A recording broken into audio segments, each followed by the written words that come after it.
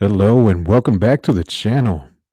Today's review is going to be on the Lost Pages 2 from the Zaid brothers from Zaid Comics. Just like every other review, we're going to be reviewing the art, the story, and the overall quality of the book. So we're going to dive right into it, starting off with the cover. Um, and this is it right here. This is the cover that I backed. Not entirely sure who the artist is, but I like this cover. Um, there's cool embossing that was done on it.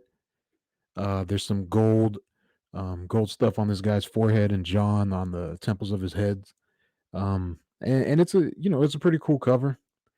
You got the silhouette that's in the right under the Lost Pages logo, and then you got the Chicago backdrop behind them as well. It's a cool cover. Uh, it's something that I enjoyed. Um, so jiving in to the interiors. The interiors were interesting in this book. So there were basically two different art styles within the book. Um, this was the first, I guess the first art style that's in it. It's full colored. It's a little bit more graphic and detailed, and I really liked this particular art style. Right here is a really cool um, splash page or what is it, double page spread of Crimstone basically ripping this guy ripping this person apart, and it's just just really cool. I really liked this particular page right here.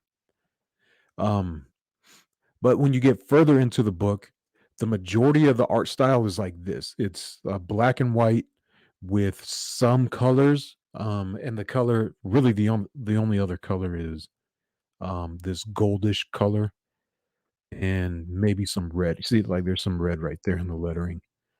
But like it's well done, but I don't know. I didn't really like it too much.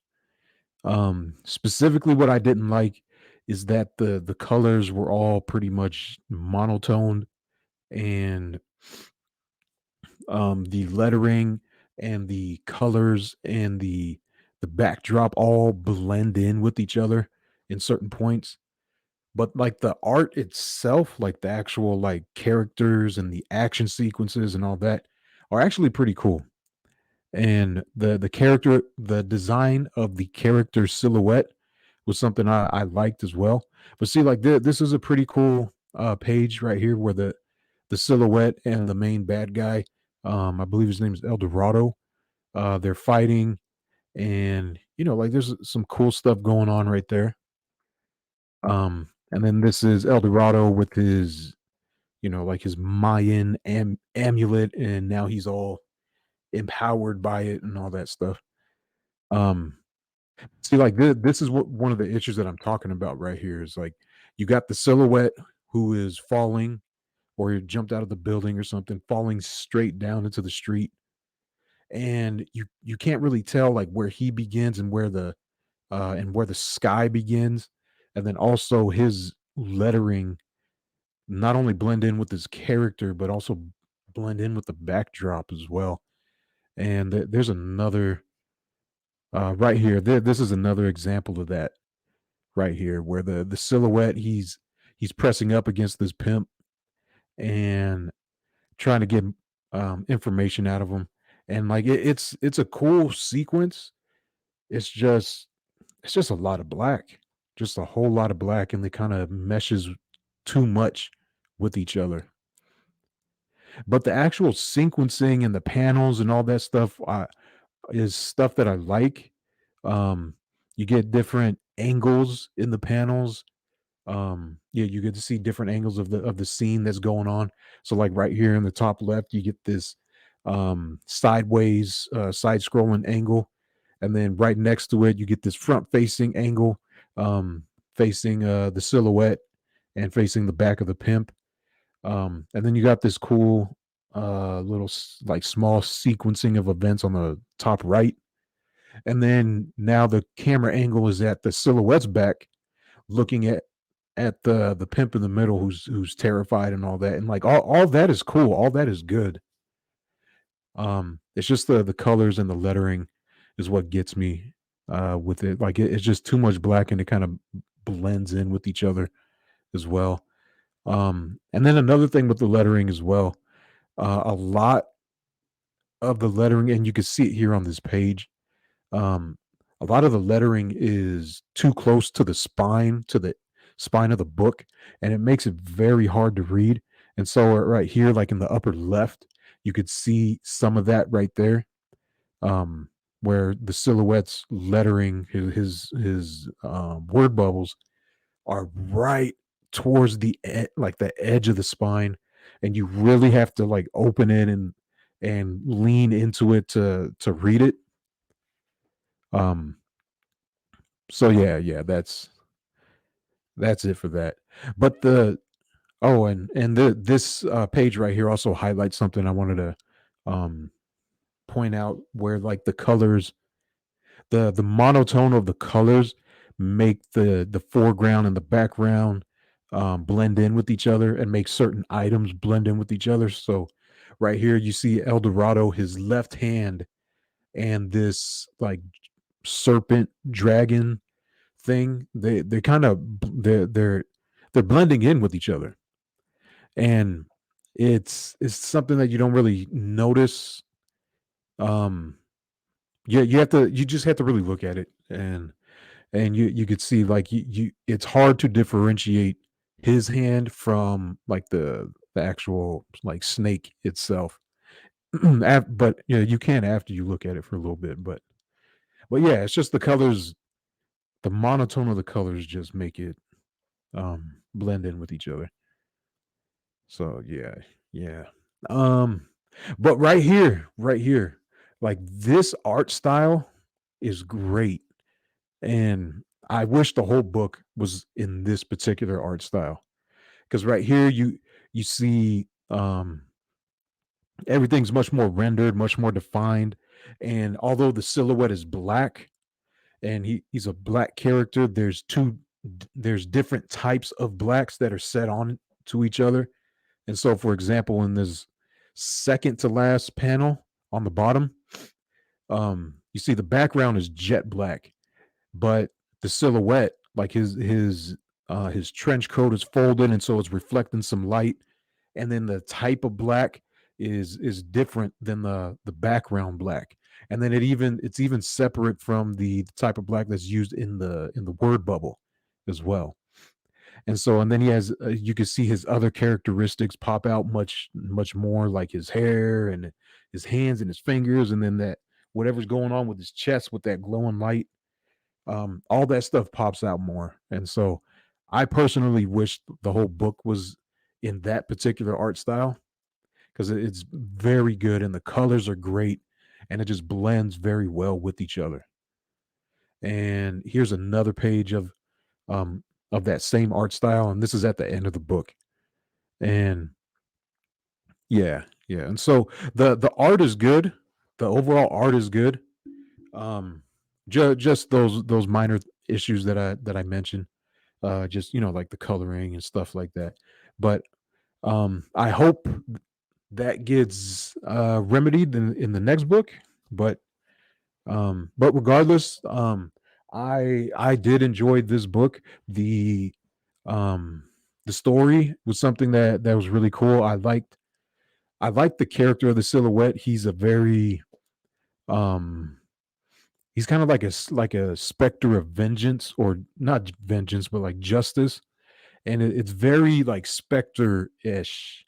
um and I don't know, he's kind of like a mixture of several characters, to be honest. Like I could definitely see like influences from the shadow, the specter, um and even a little bit of of Spawn as well, because he's like a very brooding type character. And all that wrapped together, like it makes, like it makes him a unique character that stands out on his own. And him interacting in this world where like it's Chicago, very crime filled, crime ridden, and he's just going um and basically fulfilling justice and stuff. And there's really cool action sequences where he he like he's kind of like not translucent, but like immaterial, where he could go through certain things, but at the same time he still could get damaged by other stuff. Which seems like I believe his weakness is magic, because whatever amulet that El Dorado had, um, was able to hurt um the specter, or not the specter, the silhouette. And so this amulet, that's blasting El Dorado's face off, that thing gives El Dorado a certain type of power that he is able to do some type of damage towards the silhouette. And so like it made it him a good and fun bad guy for him to fight. And he's just an evil, ruthless dude. Just a gangster that was former military, and just a straight up killer. And he was robbing banks and things like that. And then he came across this golden amulet, and when he killed an innocent, like some innocent man, and the blood spilt on the amulet, or the golden amulet, that's when the powers activated, and that he was able to use it to fight against the silhouette. And so they go back and forth in this whole thing. It's kind of like a game of cat and mouse, where the silhouette got fended off because he got El Dorado got his powers, and then the silhouette was slowly tracking them again, getting on their tail, messing with their plans until they had the uninevitable. Oh gosh, I can't even speak. But the last showdown that they had. Um, and so it was a real fun action comic. Nothing too deep, nothing too um, nothing too crazy. It's a very straightforward story that's just really packed with action, and it was a fun read. It was really a fun read. And so I am planning on backing the next Lost Pages book. I hope they're continuing with the silhouette.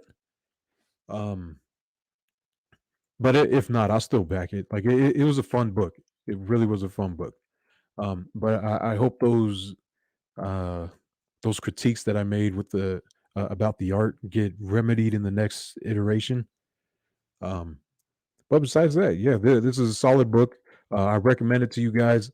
Um, I believe it's still available on their Indiegogo. I will go ahead and leave the link to that um, in the description, and so you guys could check that out, pick up the book if you don't have it, and I'll leave the links to their Twitter there as well. Um, what else? Oh, I almost forgot the quality of the book. The quality of the book um, was perfect. Actually, it was very high quality. It was perfect bound, uh, not thin, but thick cardstock for the cover, and it had pretty good stock paper in the interiors. I don't know exactly what type of stock it was, but it was slightly thicker than what you would find in a normal floppy. So durable product, very good, and you could feel it when you pick it up too. Very good product. Um, yeah, yeah. So that's the end of the review, guys. I hope you guys enjoyed it. I'm gonna leave their links and stuff in the description, and I'll see you guys in the next review. You guys have a wonderful week. Bye bye.